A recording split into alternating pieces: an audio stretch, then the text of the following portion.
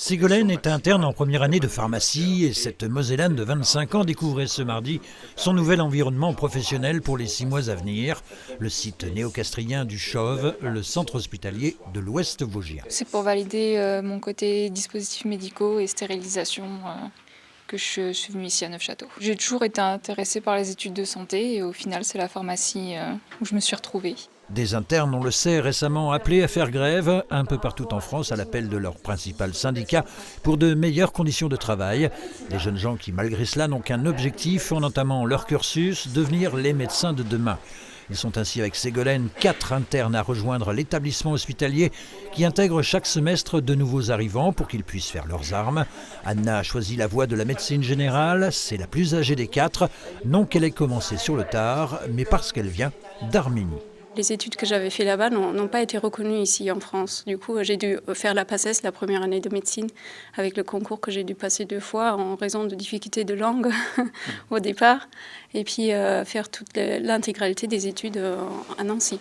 Une petite visite guidée qui passait aussi par les urgences où il a bien fallu se réorganiser depuis début avril, avec l'entrée en vigueur de la loi Rist plafonnant la rémunération des médecins intérimaires intervenant dans les hôpitaux. L'accueil et le fonctionnement des urgences de Vittel a dû être suspendu provisoirement la nuit, les week-ends et jours fériés. L'application de la loi Rist, évidemment, nous impacte également.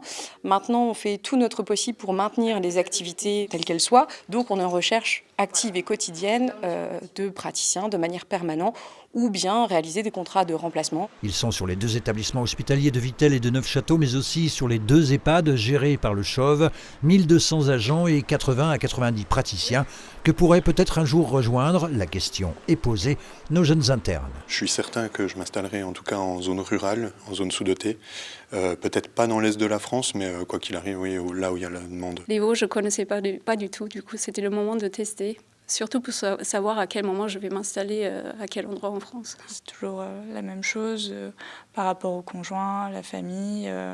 Et puis, j'ai pas de projet particulier pour l'instant. On essaye de les fidéliser pour que plus tard dans leur parcours, voilà, s'ils souhaitent revenir, qu'ils se souviennent que sur le Chauve, on est toujours intéressé, on est toujours à la recherche. Le centre hospitalier de l'Ouest Vosgien propose en lien avec des partenaires comme la communauté de communes différentes aides à l'installation pour tenter de pourvoir un maximum de postes dans nos territoires, pas toujours attractifs pour de jeunes professionnels de santé.